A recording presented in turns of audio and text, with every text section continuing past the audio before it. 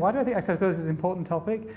Because it's addressing the gap between individuals and technology and helping us to make sure that we consider that at least and hopefully address it.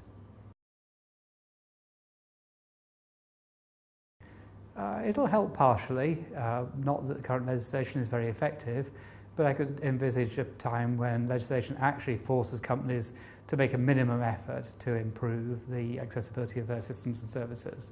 And that's probably a good thing, although legislation has unintended negative side effects quite often. So we might find that people do things to meet the letter of the law, or at least to not be sued, but that may actually be neutral or even counterproductive in terms of actually making the systems better for people to use.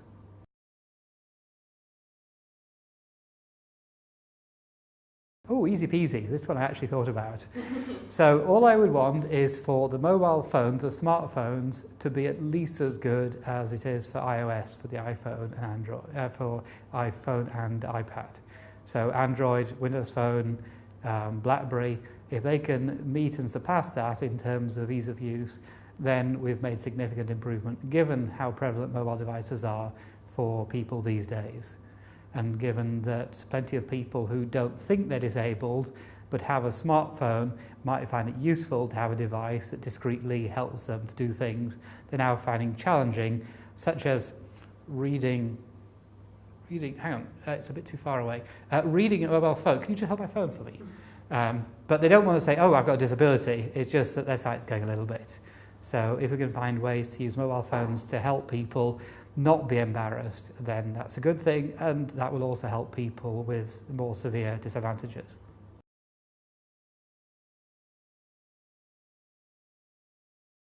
So spend 1% of your time actually doing something useful, practical, whether it's helping other people to improve accessibility, whether it's offering, you can even pay money to charities if you want to, but nothing better to do, but actually go and look at your own systems that are near and dear to you.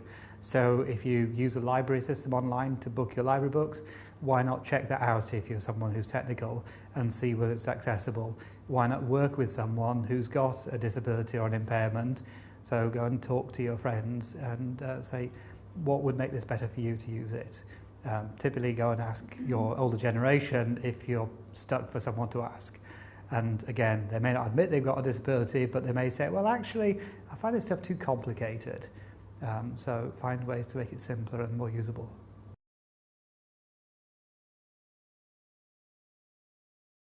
It seems that Denmark is doing some good work in this area through an organisation called NOTA, which I presume is government funded, and they've done a lot of research and published their work openly on things like how talking books help people with dyslexia to perform better in schools, in general mainstream schools, than would otherwise be the case.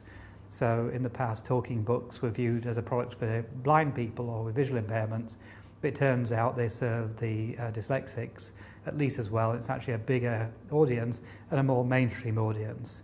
So I'm very impressed by their work. And also the Scandinavian countries tend to collaborate in terms of sharing material and resources. So for instance, if you're a national of one of these countries, then you can get books from any of the 5 countries without having to pay additional fees. So more collaborative, more tendency to share source code and software. And I think we should do the same.